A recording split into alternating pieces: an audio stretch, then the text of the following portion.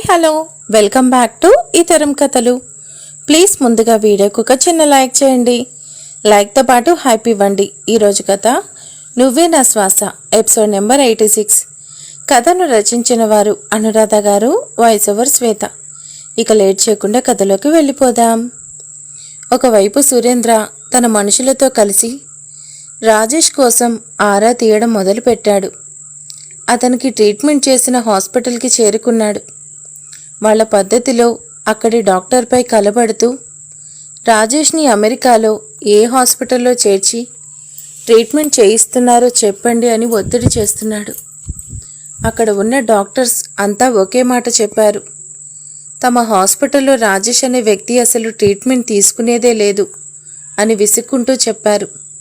సురేంద్ర అక్కడ ఉన్న ఒక డాక్టర్ మీదకి వచ్చాడు. అక్కడి డాక్టర్స్ ఆన్సర్ తనకు అస్సలు నచ్చలేదు అని, సరైన ఆన్సర్ కావాలని గతంలో రాజేష్కి ట్రీట్మెంట్ చేసిన డాక్టర్పై చేయి చేసుకుని మరీ అడిగాడు. కానీ ఆ డాక్టర్ తన వృత్తి ధర్మం పాటిస్తూ నిజం చెప్పకుండా విక్రమ్ సూచన ప్రకారమే నడుచుకుంటూ, చూడండి సురేంద్ర గారు, నన్ను కొట్టడం వలన మీకు ఎటువంటి ప్రయోజనం ఉండదు. నాకు అబద్ధం చెప్పాల్సిన అవసరం లేదు. మీలాంటి గొప్పవారికి అబద్ధం చెప్పగలనా? నాకు మీరేంటో అలాగే మీ నాన్నగారేంటో తెలుసు. మీ దగ్గర అబద్ధాలు ఆడితే నేను ప్రాణాలతో ఉండను అని నాకు తెలుసు. మీరు అడుగుతున్న డేట్లో రాజేష్ పేరు మీద ఇక్కడెవరూ అడ్మిట్ అవ్వలేదు. పైగా అతను పోలీస్ ఆఫీసర్ అంటున్నారు. ఒకవేళ అలాంటి వ్యక్తికి ట్రీట్మెంట్ ఇస్తే ఇక్కడ రికార్డ్స్ అయి ఉంటుంది కదా. చూడండి, పేషెంట్ లిస్ట్ అని సిస్టమ్ ఓపెన్ చేసి చూపించాడు. సురేంద్ర అతని వైపు కోపంగా చూస్తూ కంప్యూటర్లో చెక్ చేశాడు. రాజేష్ ఇన్స్టెంట్కి ముందు రోజు నుంచి తర్వాత 2 రోజులు 3 రోజుల వరకు ఎక్కడా రాజేష్ పేరు లేదు. అంతా తెలివిగా ప్లాన్ చేశారు.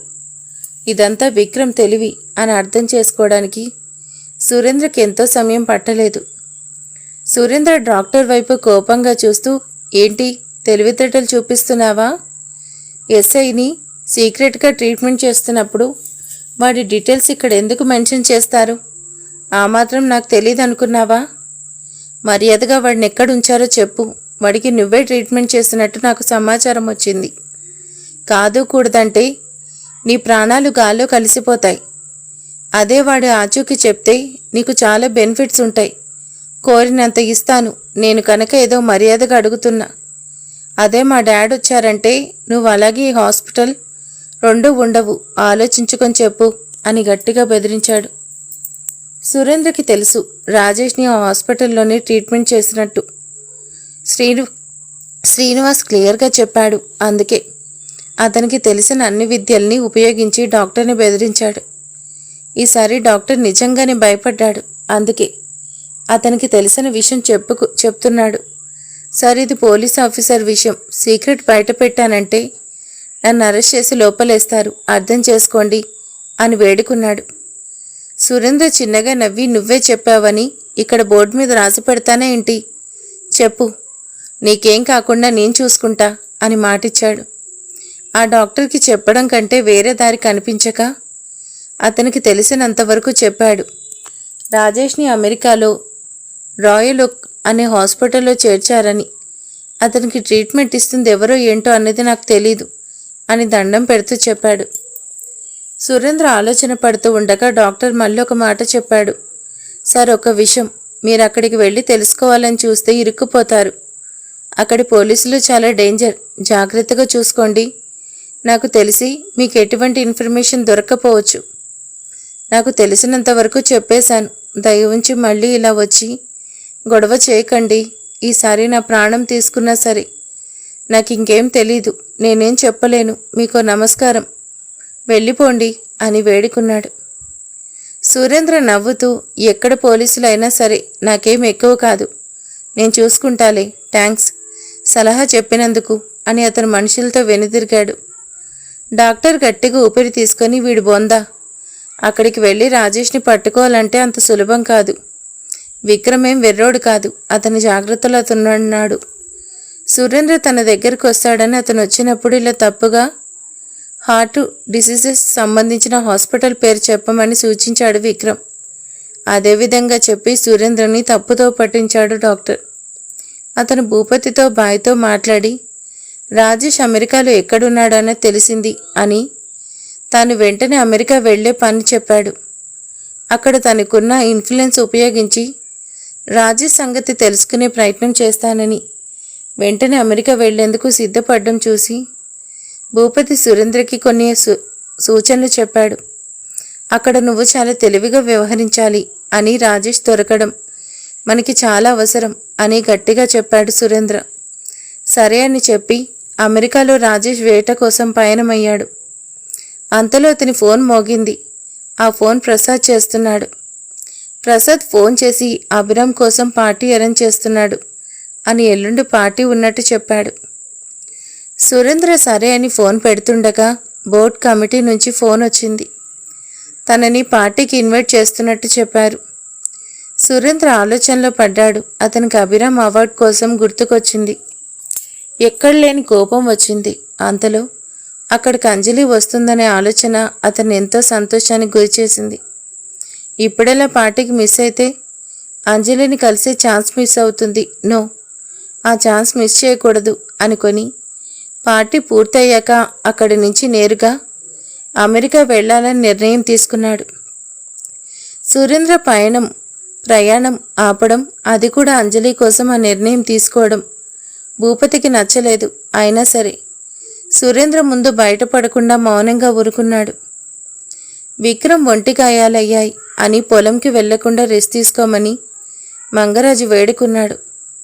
విక్రమ్ అతని మాటలు పట్టించుకోకుండా ఆలస్యం చేయకుండా పొలానికి వెళ్ళాలని, లేదంటే నాయర్ చిక్కుల్లో పడతాడు, మనం ఒక్కరోజు కూడా పొలానికి వెళ్ళడం ఆపకూడదు, అలా ఆపిడితే ఆ శక్తి మనుషులు వచ్చి గొడవ చేస్తారు, నా కారణంగా అతను ఇబ్బంది పడ్డం సరికాదని చెప్పాడు విక్రమ్.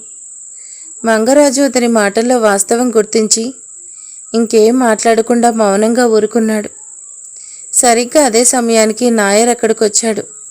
అతనికి సికిందర్ విషయంలో దిగులుంది. అతని కళ్ళ ముందు బడాసింగ్ని కొట్టడం ఎంతో బాధ కలిగించుండొచ్చు. కాస్త సర్ది చెప్పాలని తెల్లవారుజామునే అతనింటికి ఎంతో ఆర్ద్రతలో పడుతూ వచ్చాడు. అతను విక్రమ్ మాటలు విని ఎంతో బాధపడిపోతూ, అరే సికిందర్ బాయ్, నీదెంత మంచి మనసు, నా కోసం నీకు ఒంట్లో బాగోకపోయినా నాకు సహాయం చేసేందుకు వస్తానంటున్నావా? ఏం అక్కర్లేదులే, నేను చూసుకుంటాను, ఏం కంగారు లేదు. ఆ శక్తి మనుషులు ఇప్పుడప్పుడే పొలాల వైపు రారు అని ఎంతో బాధపడిపోతూ చెప్పాడు. అతను వచ్చేసరికి లక్కీగా విక్రమ్ ఇంకా మంగరాజు ఇద్దరు సింగ్ గెటప్లోనే ఉన్నారు. విక్రమ్ ఒకేసారి మొహం తడుముకుంటూ ఓ గాడ్, తప్పించుకున్నా అనుకొని నాయర్ వైపు ప్రేమగా చూస్తూ, అరే బాయ్, కోయి ఫికర్ మత్రోనా, నేను బాగానే ఉన్నా, మాది బడా సింగ్ కుచ్ నారాజ్ హోగయా. నా కోపం ఎక్కువ, నిన్ను అంతలా మనుషులు బాధ పెట్టే మాటలు అనడం, నాది భయ్యాన్ని కొట్టడం తట్టుకోలేక ఎవరిని ఏమీ అనలేక నన్ను నేను గాయపరుచుకున్నాను అని కవర్ చేసుకుంటూ చెప్పాడు. ఆ మాటలు నమ్మిన నాయర్ కన్నీళ్లు పెట్టుకుంటూ, మీలాంటి మంచివాళ్ళు ఈ ఊర్లో ఉండకపోవడం మంచిది. అసలు మీరు ఈ ఊరు ఎందుకు వచ్చారు? ఇక్కడ ఉన్న వాళ్ళకి మనసే లేదు, ఒట్టి మూర్ఖులు. ఏ సంబంధం లేకపోయినా నా కోసం ఇంతలా ఆలోచిస్తున్నారు మీరు. నా వాళ్ళే నన్ను వదిలేసిపోయారు అని కన్నీళ్లు పెట్టుకున్నాడు. మంగరాజు అతని కాఫీ చేసి తెచ్చాడు. అతను తాగుతూ, సరే మీరు రెస్ట్ తీసుకోండి అని చెప్పి ముందుకు వెళ్ళబోయాడు. విక్రమ్ మంగరాజుకి కళ్ళతో సైగ చేశాడు. అతన్ని ఆపి మాటల్లో పెట్టమని. అతని ఆజ్ఞ ప్రకారం మంగరాజు అతన్ని ఆపి, అరే బాయ్, జర బయటో, కంగారు ఎందుకు, కాసేపు కూర్చొని నీతో మాట్లాడాలి. అసలు ఏం ఊరు బాయ్ ఇది? ఎందుకు ఈ ఊరు ఇలా ఉంది? ఇక్కడ వాళ్ళంతా ఏదో జైల్లో ఉన్నట్టు ఎందుకు ఉంటున్నారు? అసలు ఎవరా భూపతి? అతను మీరంతా ఎందుకు భయపడుతున్నారు అని అడిగాడు. నాయర్ కన్నీళ్లు పెట్టుకుంటూ, అంతా మా కర్మ, అంతే, ఇంకా చెప్పడానికి ఏం లేదు బాయ్. మా రాజావారు పోయారు. ఈ ఊరికి గ్రహణం పట్టింది, అందుకే పట్టపు మనిషి పరారీలో ఉంది. మహారాణి ఇంద్రాణీదేవి ఆమె కుటుంబం అంతా ఒకే రోజు ఆ దుర్మార్గుని చేతిలో అంతమయ్యారు. మేమంతా ఆ దుర్మార్గుని చేతిలో చిక్కుకొని అలమటిస్తున్నాం అని ఏడ్చాడు. విక్రమ్ అతను చేయి పట్టుకుని, అరే నాయర్ బాయ్, బాధపడకు, నేను చూడలేను, నాకు రక్తం మరిగిపోతుంది, అసలు ఇక్కడ ఏమైంది? ఏం జరిగింది చెప్పు.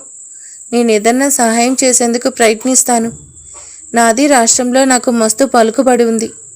నాకి మనుషులు వచ్చి గా పద్మాష్ గారిని ఖతం చేస్తారు. జర బోలో క్యా ఓగయా? ఆ కహాని ఏంటో బోలో. నేను ఇంతకు ముందు కూడా నిన్ను అడిగాను గా రాజావారి కహాని ఏంటో అని. నువ్వు చెప్తాను అన్నావు. అంతలోని విషయం చెప్పకుండా ఆ శక్తి వచ్చి ఆపాడు. ఈసారి చెప్పు, నేను సాయం చేస్తాను. అసలు ఈ ఊరిలో ఏం జరిగింది? ఆ రాజా వంశీయుల కథ ఏమిటి చెప్పు అని కన్నీళ్లు పెట్టుకుంటూ అడిగాడు. మరి నెక్స్ట్ నాయర్ చెప్తాడా? విక్రమ్కి మొత్తం కథ తెలుస్తుందా? మరి ఇంకేం జరగబోతుందో రేపటి ఎపిసోడ్లో తెలుసుకుందాం. Thank you for watching. ఈరోజు స్టోరీ ఎలా ఉందో ప్లీజ్ కామెంట్ చేసేయండి, లైక్ చేయండి. Thank you.